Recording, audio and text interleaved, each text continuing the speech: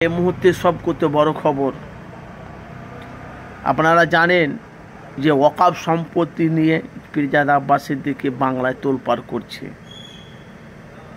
বাংলাকে কারা বিক্রি করছে, বাংলাকে কারা খণ্ড খণ্ড করছে, বাংলায় কারা কত টাকা লুট করেছে, বাংলায় কারা কত টাকা খেয়েছে, সেগুলো আগে প্রমাণগুলো বার করুক, তারপরে এই ওয়াকফ সম্পত্তির কোনো কথা হবে।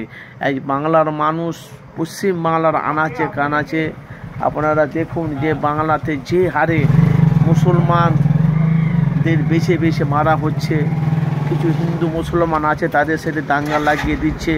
এখন মোদী সরকার ওয়াকফ সম্পত্তি নিয়ে যাদের বাস্তব, যাদের ভিটা আছে, যাদের ঘর আছে তাদেরকে দেবে, ঘর বা জায়গা দিয়ে থাকতে দেবে, যাদের নেই তাদেরকে ঘর থেকে বাড়িয়ে অন্য জায়গায় তাদেরকে একটা জায়গা, নিরাপত্তার জায়গায় ওদেরকে আলাদা করে দেবে। সেটাকে নিয়ে এখন ফুরফুরা শরীফের পীরজাদা আব্বাস সিদ্দিকী ভাইজান সেটাকে নিয়ে তোলপাড় করছে এখন সারা পশ্চিম বাংলাতে। আপনারা জানেন যে আব্বাস সিদ্দিকী যেখানে বক্তব্য রাখে সেখানে লক্ষ লক্ষ মানুষের জনগণ লাইন হয়ে যায়, এটা আপনারা জানেন। তার নাম হলো ফুরফুরা শরীফের পীরজাদা আব্বাস সিদ্দিকী ভাইজান। ভাই আপনাদের মতামত কি?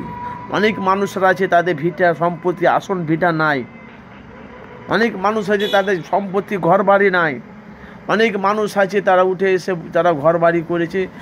সেটাকে নিয়ে এখন বাংলায় এখন আপনারা দেখতে পাচ্ছেন যে বাংলাতে যে হারে তোলপাড় করছে, সেটাকে নিয়ে এখন বাংলায় এখন বিক্ষোভ, যে সাধারণ মানুষ তারা আছে সেটাকে নিয়ে এখন বিক্ষোভ। সাধারণ মানুষের কাছে বাস্তবটা তুলে ধরেছে ফুরফুরা শরীফে পীরজাদা আব্বাস সিদ্দিকী ভাইজান।